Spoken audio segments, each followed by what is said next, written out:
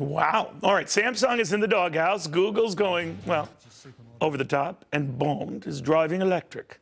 Well, to tech. Welcome back to the most talked about news segment in all of cable. Every day at this time, we are bringing you the latest, the coolest stuff in tech.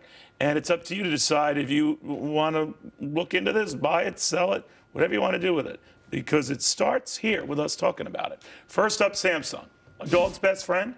This $30,000 doghouse is complete with a paw-operating snack dispenser, a treadmill, a hot tub. Geez, I'm moving into this thing. And an entertainment room so the dog can watch TV.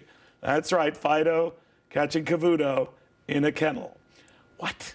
All right, Tech Watcher Kristen Ruby on if Samsung is barking up the wrong tree. What do you think? Hi. What do I think? I don't think they're barking up the wrong tree. You know, I think that this is good for Samsung to try and keep themselves out there in the news. Obviously, we know Apple is still crushing them. So I think Americans spend over $56 billion annually on their pets. How many people are going to spend $30,000 on? A few, a very targeted few. O'Reilly and Hannity, that's it. Targeted people, people love spending money on Fido. I understand that. And I have a German Shepherd I love. I wonder if they have bigger dogs, bigger breeds.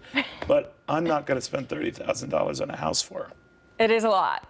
But people spend on their pets. So I think this is not a crazy idea. Samsung could be branching out to something. I think Samsung has to be branching out to something. They're trying here. They're going to try whatever they can try. And if it's a dog dream home, then I hope it works. Ralph, is it me or is the dog featured in this promo video? Doesn't the dog look kind of wired to the hilt?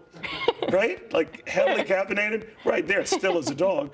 But it's just like darting around. Anyway, that's just... Meanwhile, talk about a tech bubble. If you think Apple's spaceship campus is over the top, then Google's new tented city is really over the top. This climate-controlled headquarters, which is not just for dogs, it's equipped with large translucent canopies, restaurants, and running tracks. Hello? Could a Cinnabon be that far off? All right, so Kristen, is Google getting a little off track here? Or like Samsung with the dog thing, doing something right? I think Google's doing something right here. I think this is another example of their limitless ambition, but now in the commercial real estate industry. So I actually think that it's fantastic. I think in order to recruit top talent, people and companies need to do what companies like Google are doing today with this climate-controlled Googleplex, or even co-working companies like a Serendipity Labs or WeWork, what they're doing. That is where it's all about. People want amenities. They want things. But who's buying these things? Whole cities? Not whole cities are buying them. I mean, for this one with Google, the Googleplex, the people that want to work there are obviously investing. It's investing in your talent, and I think that is what really matters. All right, but you're investing in the talent. What's the difference between something like that and like being in a building like this? This is a whole contained biosphere they're talking about, right? Yes, completely contained. Well, you are actually operating in a bubble, and that there are some constraints with that, which you wouldn't have in a co-working. Well, that's all of Washington, D.C. I mean, but you're saying that, don't laugh, this could be the wave of the future. It could be the wave of the future, definitely. Yeah, well, you know, I used to laugh when I remember the World's Fair as a kid in New York. I was just a pup.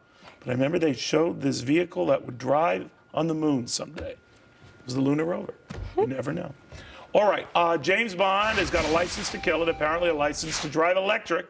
Aston Martin now debuting its first ever electric concept car, complete with a state-of-the-art ejector seat.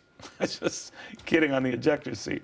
But anyway, Kristen, car's getting a lot of buzz. I don't know if Elon Musk should be worried or Tesla should be worried, but something's going on here. What do you think? I think it's exciting for Aston Martin, but I still think they have a ways to go. You know, I think people want to buy these electric vehicles, but sales have been down, and I think that they need to change what they're doing in order to increase sales. You know, it's a dumb question on my part, but I always thought whatever you get not using gas, are you just eating up energy from a utility? And since a lot of utility energy comes via coal, do you actually risk making the earth dirtier, if you're not a coal fan, I'm saying? So is it really that clean a vehicle? You know, I can't speak to how clean it is. What I can speak to is that it's very time consuming. That's what I can say, and I think that in the end of the day, Time-consuming that you have to plug it in. yes, people don't like. So what you're saving on one area, are you really saving that in time? No, and that's the biggest problem with it right now. Yeah, and I still think it's going to cause more marital fights. Someone's going to. I thought you plugged it in. No. People always think I'm crazy on that one, but I'm telling you. I'm telling you. Kristen, thank you very much. Very good having you. Thank you.